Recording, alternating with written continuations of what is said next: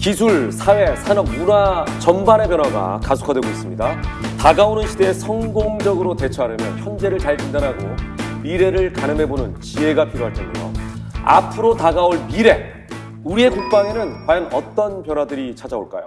오늘 이 분야의 전문가들을 모시고 미래의 전장 환경과 전략, 그리고 전술 환경은 어떻게 변화하는지에 대해서 자세하게 살펴보겠습니다. 세 분 모셨습니다. 어서 오십시오. 예, 안녕하십니까. 무기를 가져오고 민간과 어떻게 융합을 잘해 나가느냐. 문제는 북한 위력을 더 높아지고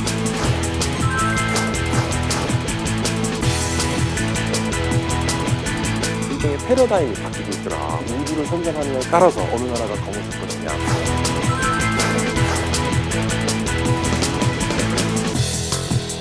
첨단 기술을 통해 가지고 나의 힘을 보여주겠다. 사람을 공격을 하면 어떻게 할 것인가.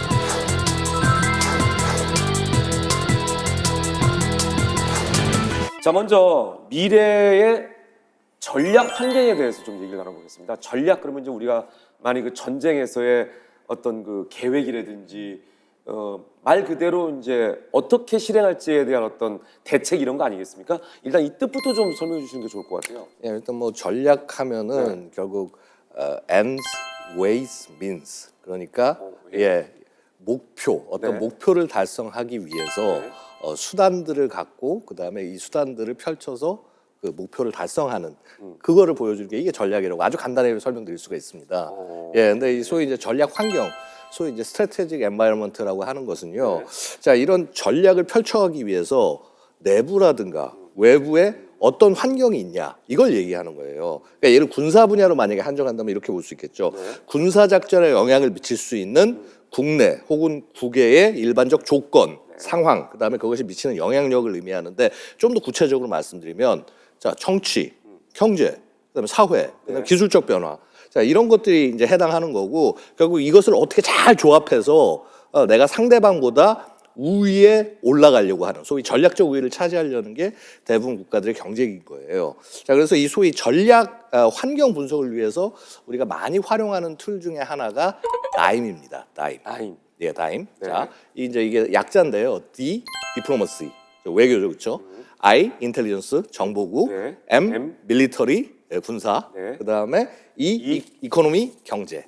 자, 그래서 이러한 요소들을 갖고 서로 상호 비교를 해보는 거죠. 그래서 내가 여기 우위에 있는가, 만약에 열위에 있다면 어떤 것을 조합해서 상대방보다 우위로 가져갈 것인가, 그 다음에 전쟁을 혹은 시작할 것인가, 혹은 경쟁 상태에 머물 것인가. 자, 이런 것을 보통 다임을 통해서 우리가 판단을 하게 됩니다.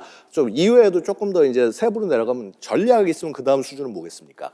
작전, 그 다음에 전술 수준이 됩니다. 전체적인 전략이 이제 거시고 그러니까 것이죠, 그렇죠? 완전히 커다랗게 미시 쪽으로 내려가는 거죠. 미시 쪽으로 내려가죠, 그렇죠? 자, 그래서 소위 작전 환경은 우리가 그 포마시 PT라는 걸 씁니다. 이게 좀 복잡하죠, 그렇죠? 예, 역시 뭐 약자입니다. P 하면 폴리틱, 정치 얘기하는 거고, M 밀리터리, 그다음에 E 이코노미, 그다음에 S 소셜, 그다음에 I 인프라스트럭처, 그다음에 또 I가 하나가 인포메이션이고요. 뒤에 PT는 피지컬 엔바이러먼트 타임. 자, 그래서 이러한 요소들을 통해서 실제 이제 이 전략이 있으면은 그 전략에 따라서 전쟁을 시작하다 보면 작전 단위도 있지 않습니까? 이 작전 단위들의 필요한 요소들을 계산을 하는 겁니다. 그다음에 전술 단위에서도 또 우리 군에서 활용하는 틀이 있습니다. METTC라고 하는데요. 이거 굉장히 뒤로 갈수록 더 길어지네. 예. 근데 사실 이걸 알아야지 우리가 소위 전략가라고 얘기를 할 수가 있는 겁니다. 이 METTC가 M이 미션, 임무 얘기하는 거고요. E, enemy, 당연히 저걸 알아야겠죠. 그다음에 T는 terrain and weather, 그러니까 지형 및 기상을 얘기하는 거고요. 자, 그다음에 또 하나의 T는 troops available, 즉 가용 병력, 가용 부대. 자, 그다음에 T가 time available, 그러니까 이제 가용 시간.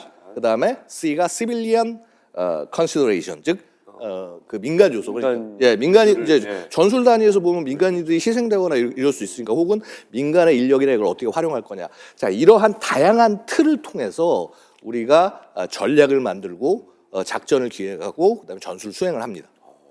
자, 그럼 전략 환경이라고 그러면 지금 양 교수님께서 말씀하신 그 모든 것들이 다 전략 환경이라고 할 수는 있겠네요, 그죠? 그렇죠. 사실 이제 그 지금 하위 구성 요소까지 제가 말씀드렸습니다만 전반적인 부분들을 그러니까 그 꼭 우리가 대전략만 구성을 하는 것이 아니라 실제 작전이 어떻게 수행이 될지 어떤 단계에서 가야 될지 혹은 전술적으로 봤을 때 이 나라는 도대체 어떠한 민간인이라든가 어떠한 관습이라든가 이런 것들이 있는지 이런 것들을 전부 감안해서 전략만 한다고 해서 뭐 큰 것만 보고 끝나는 것이 아니라 이 소위 말해서 이뭐 씨줄과 날줄이 같이 네네, 엮여야 그래야 이제 전략이 제대로 나올 수 있다는 거죠. 그러네요. 와. 자, 그렇다면 이 중에 상쇄 전략이라는 용어가 또 있더라고요. 이 부분은 또 뭔지. 상쇄 전력이라고 하는 것은 네. 이 상쇄 전력이라는 의미 자체는 저희 국방 쪽이나 이쪽에 일하는 분들이 가장 많이 익숙한 개념 중에 하나인데 네, 1차, 2차, 3차 상쇄 전략까지 나와 있는데 1차 상쇄 전략은 미국이 소련의 힘을 무력화시키기 위해서 사용했던 전략인데 그때 사용했던 것이 핵무기죠. 그리고 2차 상쇄 전략은 이후에 핵무기는 너무 큰 피해를 주게 그렇죠, 되고요. 그렇죠. 그래서 좀 더 핀포인트 공격, 정밀 폭격이라고 볼 수 있겠죠. 그러니까 피해는 최소화시키되 네, 내가 원하는 목표를 얻어내는 그렇죠. 거죠. 예. 네. 그리고 3차 상쇄 전략이라고 이제 지금 많이 이야기하고 있는 것은 어떻게 보면은 우리가 지금 현재 많이 느끼고 있는 인공지능, 그다음에 뭐 무인 체계, 자율 체계와 같은 이런 첨단 기술들이 들어오면서 이 첨단 기술을 통해 가지고 내가 더 빨리 나의 힘을 보여주겠다. 3차 상쇄 전략은 어떻게 보면은 일반 사람들이 접하고 있는 네네. 첨단 기술에 대한 영향 또한 반영이 되지 않을까라고 보고 있고요. 물론 이 분야에 대해서는 저보다는 양 교수님이나 이쪽에서 더 많이 아실 것 같습니다. 아니, 네. 한 말씀 드리면 그 네네. 지금 지적이 너무 정확하신 게요. 이렇습니다. 왜냐하면 소위 이제 AI나 지금 무인 뭐 자율체계 이런 네네. 것들은 기술 발전이 굉장히 전제가 되는데 이 기술이 뭐냐하면 사실은 군을 위해서 만들어지는 기술보다는 민간을 위해서 만들어지는 기술들이 선도를 해 나가는 거죠. 네네. 결국은 민간과 어떻게 융합을 잘 해 나가느냐. 민간에서 엄청나게 지금 많은 돈이 투자가 되고 그래서 성과들이 나오고 있는데 지금 요즘 보면 예를 들어서 자율주행 차량 같은 것도 나오고 있지 않습니까? 그렇죠. 바로 그런 기술들이 어떻게 다시 국방으로 잘 피드백 시켜서 이걸 활용해 나갈 것이냐 이게 중요하기 때문에 결국은 3차 상쇄 전략에서 굉장히 핵심은 이런 민간 역량을 어떻게 군이 잘 활용하고 융합을 해서 발전을 이뤄낼 것이냐에 달려 있다고 말씀드릴 수 있겠습니다. 그러네요. 네, 제가 생각할 때 로봇이나 인공지능 이런 건 양 박사님께서 말씀하신 것처럼 민에서 네. 보편적으로 활용이 되는 어떤 첨단 기술 중에 일부라고 볼 수 있는데요. 이것들이 이제 국방 쪽으로 이렇게 전이가 되면서 아니 국방에서도 이미 학원이 있었죠. 근데 기술 속도가 국방이라는 것은 약간 폐쇄적인 구조를 가지고 있어요. 그렇죠. 연구개발 구조도. 그런데 민이라는 것은 되게 개방형. 원하는 사람 누구나 개발. 네, 맞습니다. 그러니까 저희가 농담 삼아 하는 이야기가 국방에는 몇만 명의 R&D 연구원이 있지만은 민간에는 수십억의 R&D 연구 인력이 있다. 그러다 보니 예. 국방의 기술이 이제 뒤처질 수밖에 없다. 하지만 이런 민간의 기술이 다시 어느 정도 성숙이 되게 되면은 이게 시스템으로 국방에 들어와서 이제 새로운 체계화가 되고. 예, 맞습니다. 예. 새로운 무기 체계로 성숙이 되는 것이죠. 예. 그럼 최 교수님 지금까지는 3차 상쇄 전략까지 나와 있는 건가요? 예, 앞서 두 분 전문가분들께서 이제 설명을 다 해주셨는데요. 네네. 조금 더 첨언하자면 이제 전략이라고 하는 개념 이게 국가 대전략으로부터 시작이 됩니다. 그래서 내셔널 그랜드 스트래티지라고 하는 국가 대전략으로부터 그리고 이제 군사 국방 전략 그리고 작전술과 그리고 이제 전술 단위에 이르기까지 이걸 한마디로 우리는 용병술 체계라고 정의를 하고 있습니다. 그리고 이제 말씀하셨듯이 이제 상쇄 전략은요 한마디로 상대보다 우위에 있기 위한 것 또는 그런 어떤 수단이나 방법들을 우리가 이제 상쇄 전략이라고 일반적으로 표현하는데 1차로부터 2차, 3차 상쇄 전략은 결국은 미국이 주도로 하는 미국 중심의 상쇄 전략이었더라.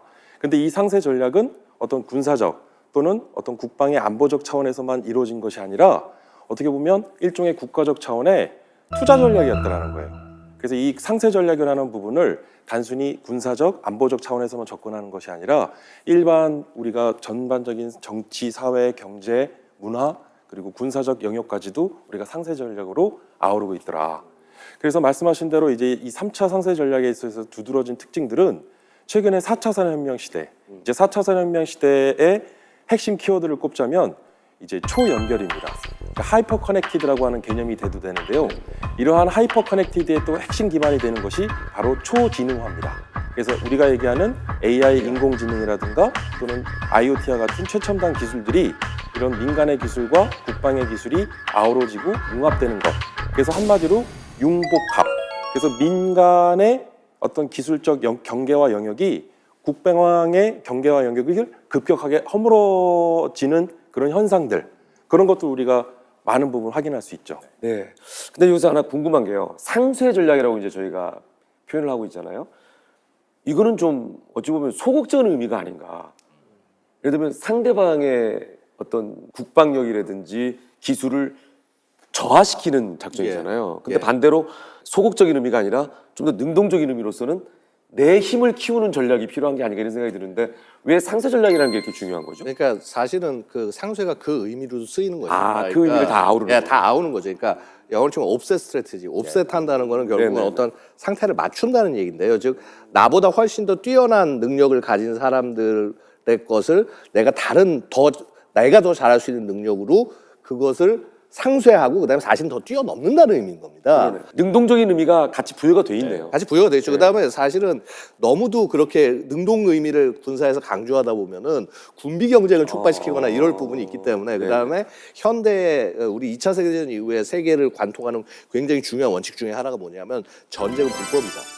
그래서 그런 부분에서 자 국방이나 이런 거를 다 나라들이 튼튼히 하지만 굳이 프로보케이션을 하지 않겠다. 그렇게 굳이 이렇게 사회를 전쟁에 소용돌이 끌고 가지 않겠다. 그런 배려들도 사실은 되어 있는 겁니다. 그러네요. 아주 되게 중요한 개념을 말씀해 주신 것 같아요. 그러네요. 자, 상쇄 전략에 대해서 얘기하고 있는데 이 전략 중에 상쇄 전략 외에는 또 어떤 전략들이 펼쳐질 수 있을까요?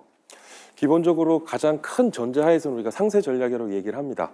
우리 양 박사님께서 말씀하셨듯이 양가적인 의미가 있는 거죠. 우리가 조금 더 적극적이면서도 소극적으로 할 수 있는 이런 양가적인 의미에서 상세 전략이라고 하는 어떻게 보면 조금 더 세련된 표현을 할 수 있는 거고요.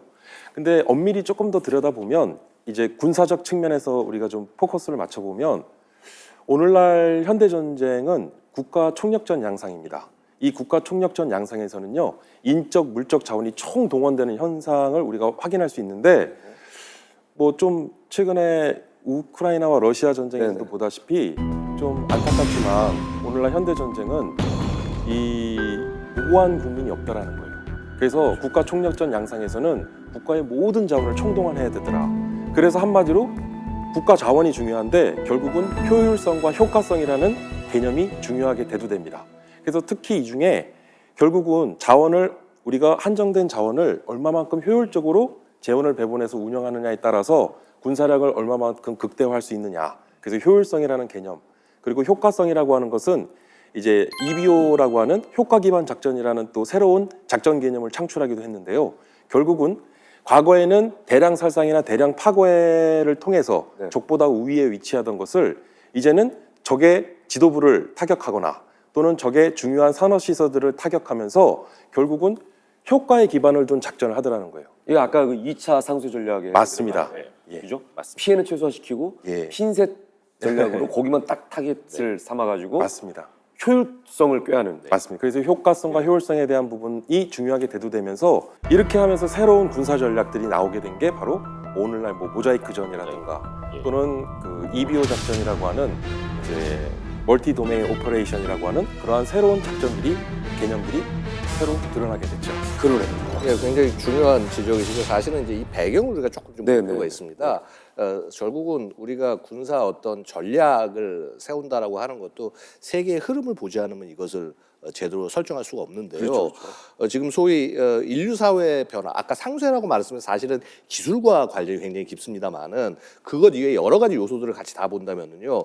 자, 이 인류의 미래 모습 중에 가장 대표적인 게 일단 인구가 감소하고요. 그렇죠. 자, 그다음에 사실 이게 좀 안 좋은 얘기가 이제 민주주의가 지금 후퇴하는 양상들이 전 세계에서 보여지고 있고요.